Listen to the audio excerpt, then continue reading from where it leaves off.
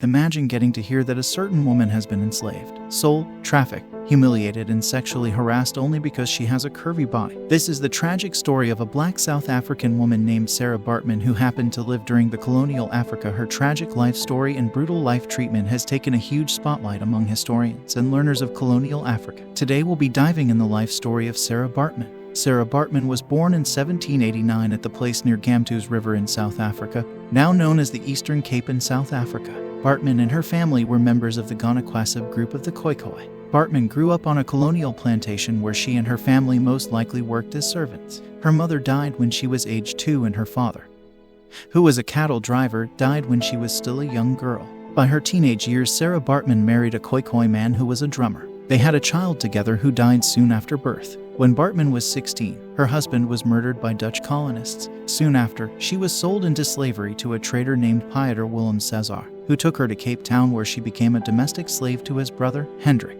On October 29, 1810, although she could not read, 21-year-old Baartman supposedly signed a contract with William Dunlop, a physician who was a friend of the Cesar brothers. This contract required her to travel with the Cesar brothers and Dunlop to England and Ireland, where she would work as in-house servant since slavery had been abolished in Great Britain. Additionally, she would be exhibited for entertainment purposes. Baartman would receive a portion of earnings from her exhibitions and would be allowed to return to South Africa after 5 years. However, the contract was bogus on all details and her enslavement continued for the remainder of her life. Sarah Baartman was one of the first black women known to be subjugated to human sexual trafficking. She was derisively named the Hottentot Venus by Europeans, now seen as derogatory, then being used in Dutch to describe the Khoikhoi and San, who together make up the peoples known as the Khoisan. Moreover, her experience reinforced the already existing and extremely negative sexual fascination with African women bodies by the people of Europe.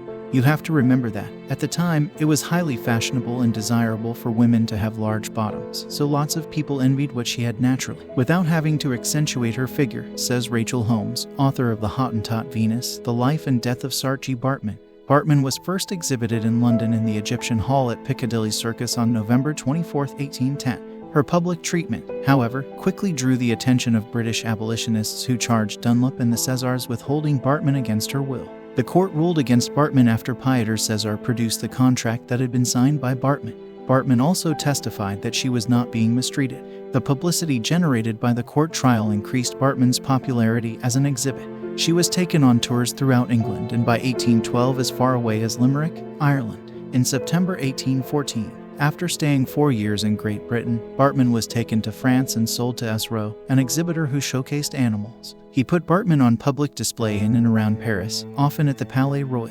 On stage she wore skin-tight, flesh-colored clothing, as well as beads and feathers, and smoked a pipe.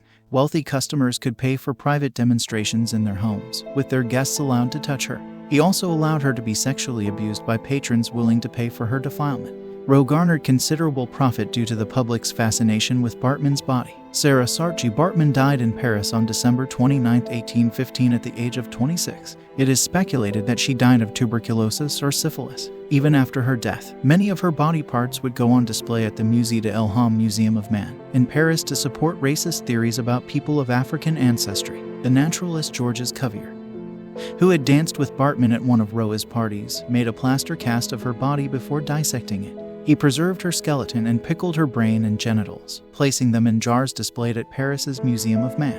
In 1994, as president of South Africa, the late Nelson Mandela requested the repatriation of Baartman's remains and Cuvier's plaster cast. The French government eventually agreed, and this happened in March 6, 2002. In August of that year, her remains were buried in Hankie, in Eastern Cape Province, 192 years after Baartman had left for Europe.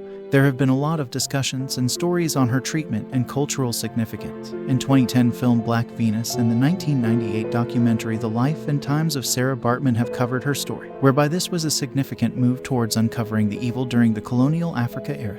That's up in this video. Thanks for watching and kindly subscribe, comment, like and share as a way to support us reaching the milestone of 100,000 subscribers. Thanks and see you in the next video.